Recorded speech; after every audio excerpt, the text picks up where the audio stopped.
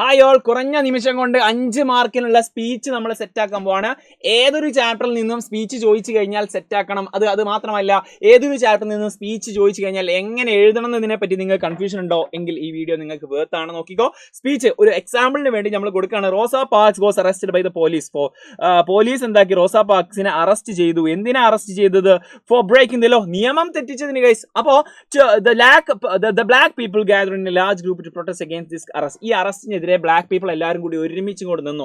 എന്നിട്ടുണ്ടാക്കി ആ സമയത്ത് അവരുടെ മുന്നിൽ ഈ ഡിസ്ക്രിമിനേഷനെതിരെ, വർണ്ണ വിവേചനത്തിനെതിരെ നിങ്ങൾ നടത്തുന്ന ഒരു കിടിലൻ പ്രസംഗം, ആ ഒരു പ്രസംഗം 5 മാർക്കിന് വേണ്ടി നിങ്ങൾ തയ്യാറാക്കാൻ പറഞ്ഞാൽ നിങ്ങൾ എന്ത് ചെയ്യരുത്? നിങ്ങൾ മേലോട്ട് നോക്കി നിൽക്കുകയല്ല വേണ്ടത്, നിങ്ങൾ പ്രസംഗം എഴുതണം. How to make a speech, അതാണ് നമ്മൾ പറയാൻ പോകുന്നത്. ആ സ്പീച്ച് എങ്ങനെ ഒരു സ്പീച്ച് ഉണ്ടാക്കും, ഒരു എഴുതും എന്നുള്ളതാണ് പറയാൻ പോകുന്നത്. ഈ ഒരു സ്റ്റെപ്പ് നിങ്ങൾ ഫോളോ ചെയ്യുകയാണെങ്കിൽ ഉറപ്പായിട്ടും ക്രിസ്മസ് എക്സാമിന് ചോദിക്കുന്ന ആ ഒരു ക്വസ്റ്റ്യൻ, സൈലത്തിന്റെ പ്രൊഡിക്ഷൻ ആണ്, ഉറപ്പായിട്ടും നിങ്ങൾക്ക് ക്രിസ്മസ് എക്സാമിന് ഒരു സ്പീച്ച് ഉണ്ടായിരിക്കും.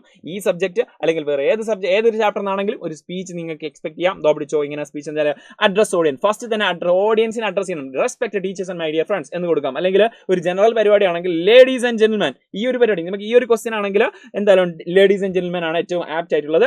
അത് കൊടുക്കാം.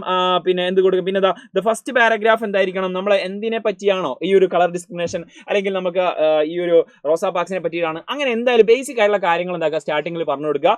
ഓക്കെ, അത് നെക്സ്റ്റ് പാരഗ്രാഫ് എന്ന് പറയുന്നത് നമുക്ക് എന്താക്കാം, നമ്മൾ ഹൈലൈറ്റ് ചെയ്യാൻ പോകുന്ന ആ ഒരു മെയിൻ തീമുകൾ ഉണ്ടല്ലോ. ഇതുപോലെ തന്നെ കളർ ഡിസ്ക്രിമിനേഷൻ, അതുപോലെ തന്നെ ഇവർക്ക് ആ ഒരു സ്വാതന്ത്ര്യം കിട്ടാത്ത അവസ്ഥ, ഇതിൽ നിന്നൊരു മോചനം വേണം എന്നുള്ള സംഭവങ്ങളൊക്കെ, അതൊക്കെ ആ ഒരു പാരഗ്രാഫിൽ കൊടുക്കാം. You may take the important points separately discuss each points elaborately. ഓരോ പോയിന്റ്സ് നമുക്ക് എന്താക്കാം, ഓരോ സെപ്പറേറ്റ് ആക്കി വെച്ചിട്ട് നിങ്ങൾക്ക് എന്താ കുറച്ചുകൂടി ഇലാബറേറ്റ്, കുറച്ചുകൂടി എക്സ്പ്ലെയിൻ ചെയ്യാവുന്നതാണ്. അത് മാക്സിമം നിങ്ങൾ ഒരു എസ്സേ എഴുതുന്ന രൂപത്തിൽ എഴുതിയാൽ മതി. പക്ഷേ ലാസ്റ്റും സ്റ്റാർട്ടിങ്ങിലും ആ ഒരു റെസ്പെക്ട് ടീച്ചേഴ്സ് എന്നുള്ള ആ ഒരു സംഭവം, അതുപോലെ അവസാനം തന്നെ I don't prolong my words, I conclude here എന്നുള്ള ആ ഒരു വേർഡ്സ് നിങ്ങൾ ആഡ് ചെയ്ത് കഴിഞ്ഞാൽ അതൊരു സ്പീച്ച് ആയിരിക്കുന്നു.